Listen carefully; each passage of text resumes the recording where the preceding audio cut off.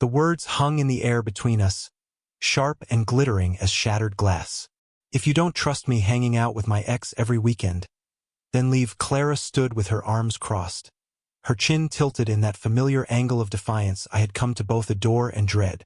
Her phone was face down on the granite countertop, a silent black slab that might as well have been a ticking bomb. The ultimatum wasn't a surprise, not really. It was the culmination of 100 smaller ultimatums, 1,000 dismissive sighs and unanswered questions. But hearing it spoken so plainly, so coldly, felt like a physical blow. For a decade, I had been the steady foundation upon which she built her life, and now she was telling me the foundation was disposable. In that moment, I saw the entire architecture of our life together for what it was. A structure built on my quiet labor and her loud desires, and it was about to be condemned. I am Ethan, a civil engineer, 38 years old. My life is one of calculations, stress tolerances, and the quiet satisfaction of seeing a blueprint become a bridge that holds. I believed our marriage was the same kind of project. I thought we were building something permanent. I was wrong. But let me start from the beginning. Our life had fallen into a rhythm that felt less like a partnership and more like a service contract. I worked. I came home. I provided. Clara, my wife of 10 years, consumed. She had a part-time job curating social media for a local boutique, a role that seemed to involve more brunch photos and designer hashtags than actual labor. I never begrudged her this. I was proud that my work could afford her a life of relative ease. My own project, the one that consumed my nights and weekends for the past 3 years, was a complex infrastructure logistics system I was developing with a small, dedicated team. I called it the Keystone Project. When I tried to explain the intricacies of optimizing traffic flow for commercial freight using predictive algorithms, her eyes would glaze over. To her, it was just my boring job, the thing that kept me hunched over a laptop in my home office instead of taking her to the latest trendy restaurant. The discontent had started as a low hum and had grown into a screech. It was tied, inextricably, to the reappearance of Julian. He was her college boyfriend, the one she always described with a wistful sigh as the exciting one. He had reappeared in our lives 6 months prior, having moved back to the city after a supposedly successful stint as a venture capitalist in a larger market. He was everything I was not: slick, tanned, and loud about his success. He wore expensive watches and drove a car that cost more than my first down payment. Clara was mesmerized. It began with lunches. "Just catching up, Ethan, it's been years," she'd said a little too brightly. The lunches became weekly fixtures. Then they became entire Saturday afternoons. Soon, the group started getting together on weekends. Except, as far as I could tell, the group consisted primarily of Clara and Julian, occasionally buffered by one of her friends who looked at him with the same hungry expression. I was never invited. "Oh, you wouldn't enjoy it, honey," she'd say, patting my arm. "It's all just silly gossip and reminiscing. You'd be bored." I was a civil engineer. I was not easily bored. I was, however, becoming increasingly suspicious. The final crack in the foundation appeared on a Tuesday evening. I came home earlier than usual, a small victory on the Keystone Project allowing me to escape the office before sunset. I found Clara in the living room on the phone, her back to the door. Her voice was low and intimate, a tone I hadn't heard her use with me in years. "I know, Jay, I know," she was saying, tracing a pattern on the throw pillow. "He's just so stable. It's not a prison, it's just a comfortable cage." But the door is opening, she laughed. A soft, conspiratorial sound. Soon, I promise, she heard the floorboard creak as I took a step back into the hallway. She whirled around, her eyes wide. "I have to go," she snapped into the phone and hung up. "Who was that?" I asked, keeping my voice level. "Just my mother," she lied, the words sliding out too easily. "You know how she worries." I didn't press it. I simply nodded, the gears in my mind beginning to turn. A comfortable cage. That's what she called the life I had poured my soul into building for us. The cage I paid for, maintained, and secured. That night, I lay in bed next to her, listening to the soft rhythm of her breathing, and I felt a profound and chilling coldness settle over me. The emotional part of me, the husband, was shattered. But the engineer, the part of me that analyzes stress points and structural failures, was wide awake. The structure of our marriage had a critical flaw. It was time to assess the damage and plan a demolition. The ultimatum came a week later. I had calmly pointed out that spending every single weekend with her ex-boyfriend was unusual. I had suggested that perhaps I could join them to get to know Julian better. Her reaction was explosive. It was an attack on her freedom, her autonomy. It was proof that I didn't trust her. And it ended with those fateful words. "If you don't trust me hanging out with my ex every weekend, then leave." I looked at her, the woman I had promised to love and cherish, and I saw a stranger. Her face was hard, her eyes daring me to challenge her. The hurt was a physical thing, a lead weight in my gut. But beneath it, a different feeling was taking root. Clarity. She wasn't asking for trust. She was demanding a license. She was handing me the terms of my own surrender. I thought of the blueprints in my office, the careful lines and precise calculations. Emotion was a variable that could collapse the soundest structure. Logic was the only way forward. "Okay," I said. The single word was so quiet it seemed to get lost in the cavernous space that had opened between us. Her angry posture softened slightly, replaced by confusion. "Okay? What does that mean, okay?" "It means okay," I repeated, my voice flat. I turned and walked toward my office, closing the door gently behind me. I did not slam it. I did not shout. The emotional outburst she was clearly expecting never came. Inside, I sat at my desk, the glow of my monitors illuminating schematics and data tables. I stared at the screen for a long time, not seeing the complex equations but seeing the path ahead. The demolition had to be planned as carefully as any construction. It had to be clean, efficient, and absolute. I picked up my phone. I didn't scroll through photos of us from happier times. I didn't draft an angry text message. I scrolled through my contacts until I found the name, David Chun, my college roommate, my best friend, and now one of the most ruthless and respected family law attorneys in the state. I pressed the call button. He answered on the second ring. "Ethan, to what do I owe the pleasure? Don't tell me Keystone is finally ready to make us both rich." His voice was warm, familiar. "Not yet," I said. "I need your other services, David. The ones you get paid for by the hour." There was a pause on the line. The warmth in his voice was replaced by a cool professionalism. "Talk to me." I laid it out for him. I used the same dispassionate, repertorial tone I would use to describe a structural flaw in a concrete support beam. The late nights, the constant texting, the weekends with Julian, the phone call I overheard, the final ultimatum. I left out the heartbreak. I focused on the facts. David listened without interruption, the silence on his end a testament to his focus. When I finished, he let out a long, low whistle. "She actually said that? Leave?" "Those were her exact words," I confirmed. "Okay, Ethan. Okay. First things first. You are going to do nothing. Absolutely nothing," he said, his voice firm. "You are not going to move out. You are not going to confront her. You are not going to check her phone. You are going to be the same steady, boring husband you have always been. You are going to go to work, come home, and work on your project. Am I clear?" "What's the strategy?" I asked. "The strategy," David said, and I could hear the grim smile in his voice, "is that we are going to give her all the rope she needs. She's building her own gallows, my friend. Our job is to let her finish." That was the turning point.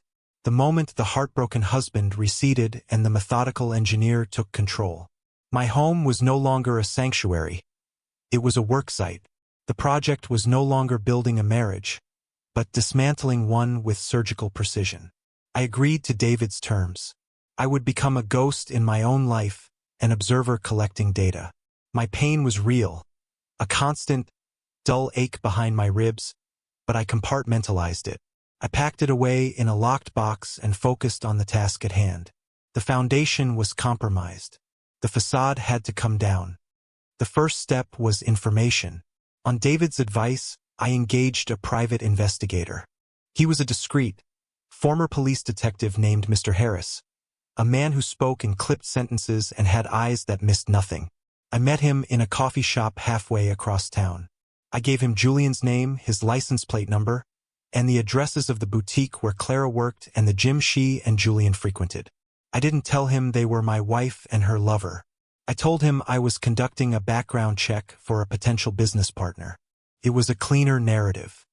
"What am I looking for?" Harris asked, stirring his black coffee. "Financial instability, deceptive practices, a pattern of behavior," I said, "and I want a detailed log of his and his associates' movements on weekends. Photographic evidence where possible." He nodded once. "Standard procedure. I'll have a preliminary report for you by the end of the week." The next step was securing my own assets. The Keystone Project was more than just a pet project. It was on the verge of being acquired. A major logistics corporation had seen a demonstration and was preparing an offer that was, to put it mildly, life-changing. I had kept the full extent of its potential from Clara, partly to protect the sensitive negotiations, but mostly because she had shown zero interest. To her, it was my dusty hobby. In reality, it was my escape hatch. I had founded the company as a sole proprietorship years ago, long before our marriage. David confirmed that, legally, it was my separate property. But any income derived from it during the marriage could be considered marital property. We had to be careful. Following David's precise instructions, I began to build a financial fortress. I opened a new bank account at a different bank.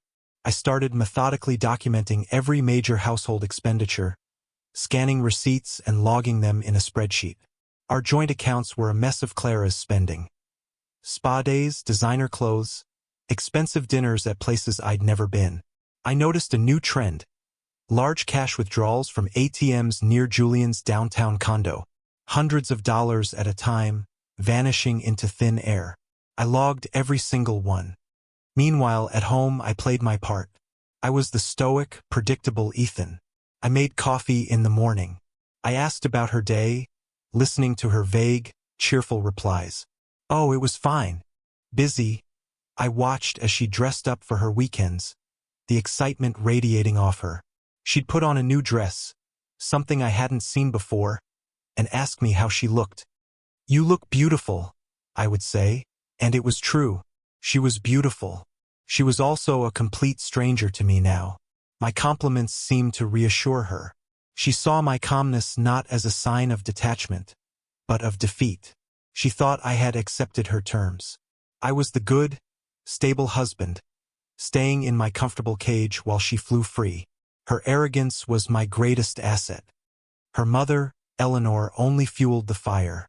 Eleanor had always viewed me as a stepping stone for her daughter, not a destination. She saw me as solid but unspectacular. Julian, with his flashy car and confident swagger, was a return to form, the kind of man she believed Clara deserved. I overheard their phone calls, Clara's voice bright with triumph. "He hasn't said a word, Mom. I think he finally gets it," Clara would say. "He knows he can't give me the life Julian can. He's just happy to keep the house running." "As he should be," Eleanor's sharp voice would reply through the phone. "You gave him 10 years of your youth, darling. The least he can do is make your transition comfortable." A transition. That's what I was to them. A phase. I recorded the dates and times of these conversations in my log. Every word was another nail in the coffin she was building. Mr. Harris's first report arrived in a plain manila envelope slipped under my office door. It was concise and devastating. Contained photographs. Clara and Julian, holding hands as they walked into a boutique hotel downtown. Clara and Julian, kissing over a candlelit dinner on a restaurant patio. Clara, her head on his shoulder, laughing as they drove in his convertible, the wind in her hair. Each photo was time-stamped, a precise, factual record of her betrayal. I looked at them without flinching. The engineer in me saw them as data points, irrefutable proof of a failed system. I filed the envelope in a locked drawer in my desk. A month into this new, silent reality, Clara escalated things. She came to me one evening with a stack of brochures for luxury resorts in Bali. "I'm thinking of taking a trip," she announced, not asked. "Just for a week. To clear my head. My friend Jessica is going and invited me along." I knew for a fact her friend Jessica was in another state visiting her parents. I also knew, from a reservation confirmation email I'd seen pop up on our shared tablet, that the trip was for two. The reservation was under Julian's name. "That sounds nice," I said, turning a page in my book. "Can we afford that right now?" "Don't worry about it," she said dismissively. "I'll put it on the credit card. We can pay it off." She watched me, waiting for an argument, for any sign of resistance. I gave her none. I simply nodded. Her eyes narrowed slightly, a flicker of suspicion, but my placid expression seemed to satisfy her. She thought my silence was weakness. It was patience. The day she left for Bali, she gave me a quick, perfunctory kiss on the cheek. "I'll miss you," she said, the lie as flimsy as the silk blouse she was wearing. "Have a safe flight," I replied. The moment the front door closed, I went to my office. I called David. "She's on her way to the airport. The trip is booked on the joint credit card." "Perfect," David said. "This is what we call dissipation of marital assets. It's a gift. Now get to work. We have a lot to do this week." That week was a blur of calculated action. With Clara out of the country, I was free to move without subterfuge. I met with the executives from the logistics corporation. We finalized the terms of the acquisition of my Keystone project. The number they offered was staggering, far beyond my most optimistic projections. The first wire transfer, a significant seven-figure sum, was deposited into my new private bank account. Legally, the sale was the culmination of work started long before the marriage, and David had structured the deal to protect the bulk of it as my separate property. Next, I dealt with the house. Clara loved our house. It was a beautiful modern home in a desirable neighborhood, a symbol of the success she felt entitled to. She spoke of it as her house, and in her mind, it was the grand prize she would win in the divorce. What she never knew, because she never bothered to ask about the details of our finances, was that I didn't own the house. My company did. We had purchased it as a corporate asset, and I lived there as part of my executive compensation package. It was a strategic decision I had made years ago, advised by my accountant for tax purposes. Now, it was my trump card. I had David draw up the official paperwork, clarifying the ownership and my residential rights as CEO of my company. Rights that did not extend to a non-employee ex-spouse. Mr. Harris delivered his final report. It included copies of flight manifests, hotel folios from Bali billed to Julian, and even a report on Julian himself. It turned out her exciting venture capitalist was a fraud. He ran a high-risk investment scheme that was, in the words of Harris's financial analyst contact, one bad quarter away from collapsing like a cheap tent. His flashy car was leased. His condo was rented. His wealth was an illusion, propped up by other people's money. When Clara returned from Bali, tanned and glowing, she found me exactly where she had left me, sitting in the living room reading a book. She seemed almost disappointed by my lack of drama. She expected tears or anger. She got quiet civility. Her disappointment quickly turned to annoyance. My passivity was no longer a comfort to her. It was an insult. She wanted a fight, something to justify the narrative she was building in her head, the one where she was the victim escaping a controlling marriage. 2 weeks later, I was served with divorce papers. A process server handed me the envelope as I was getting the mail. I thanked him, went inside, and read the petition. It was a work of fiction. She accused me of emotional neglect, of being controlling with finances, of creating an intolerable living environment. Her demands were breathtaking in their audacity. She wanted the house, half of my future earnings from my little engineering project, permanent alimony, and for me to pay her legal fees. I scanned the document, my heart rate steady. I felt a strange sense of calm. The final piece was in place. She had made her move, and it was a fatal miscalculation. I called David. "I've been served," I said. "Excellent," he replied. "Let's schedule the four-way settlement meeting." It's time to pull back the curtain. The meeting was scheduled at David's firm, in a large, intimidating conference room with a polished mahogany table that reflected our faces like a dark mirror. I sat with David on one side. Clara sat opposite us with her lawyer, a slick-looking man named Arthur, and her mother, Eleanor, who was there for moral support. Clara looked confident, radiant in a crisp white blazer. She shot me a look that was a mixture of pity and triumph. She thought she was minutes away from securing her new life. Arthur began, his voice smooth and condescending. "My client is prepared to be reasonable," he said, sliding a proposal across the table. "She is willing to forgo a lengthy and messy court battle in exchange for a fair settlement. The house, of course, and standard alimony, plus a 50% stake in Mr. Miller's company, which we understand is on the cusp of some success." David let him finish. He didn't look at the proposal. He opened a thin file folder in front of him and took out a single photograph. He slid it across the table. It was one of Harris's best. A crystal-clear shot of Clara and Julian kissing on the balcony of their Bali resort, the sunset painting the sky behind them. Clara's face went pale. Eleanor gasped. Arthur, the lawyer, picked up the photo and his professional composure faltered for a second. "What is this?" he demanded. "That," David said calmly, "is Exhibit A. A trip to Bali, taken with Mr. Julian Croft, paid for with over $10,000 of marital funds from a joint credit card. In our state, that is called dissipation of marital assets in furtherance of adultery. It has implications for alimony." Clara found her voice. "You had me followed? You spied on me?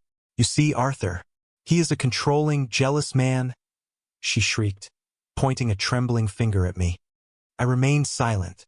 I kept my eyes on her, my expression neutral. David continued as if she hadn't spoken. He laid out another document. "This is a full accounting of cash withdrawals made by your client from joint accounts over the past 6 months, totaling over $15,000. All were made from ATMs within a 1-block radius of Mr. Croft's residence." More dissipation, he then produced a spreadsheet. "And this is a summary of credit card charges for gifts, dinners, and hotels, all for the benefit of a third party. The grand total of marital assets your client has squandered is approximately $47,000. Arthur was starting to look uncomfortable. Eleanor was whispering furiously in Clara's ear. Clara, however, doubled down on her indignation. "This is insane. He was emotionally absent. I was lonely. I deserve a life. I dedicated 10 years to him, to this house," she cried, her voice rising. "I want my house." "About the house," David said, his tone dangerously soft. He slid a final document across the table. It was a copy of the property deed. "There seems to be a misunderstanding. Mr. Miller doesn't actually own the house. His company, Keystone Logistics LLC, does. It is corporate property. Mr. Miller's residency is a term of his employment. Since your client has filed for divorce and terminated the marital community, she has, unfortunately, also terminated her right to reside on corporate property. Per the standard legal statutes, she will have 30 days to vacate the premises upon the finalization of the divorce." The silence in the room was absolute. Clara stared at the document, her mouth slightly open. The color had drained completely from her face. She looked from the paper to me, her eyes wide with disbelief. You did this to trick me?" "I did nothing," I said, speaking for the first time. My voice was quiet but carried across the silent room. "I simply organized our finances in the most logical way years ago. You were never interested in the details." Eleanor finally erupted. "This is monstrous. He's a monster. After everything Clara did for him." David held up a hand. "There's one last item," he looked at Arthur.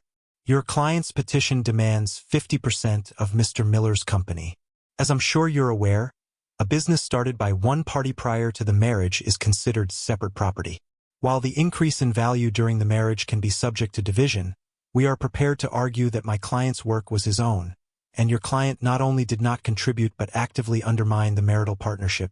He paused, letting the weight of his words sink in. "However, in the interest of a swift resolution, My client is prepared to be generous. A flicker of hope appeared in Clara's eyes. He will not pursue your client for the $47,000 she dissipated. He will give her the car she currently drives, free and clear.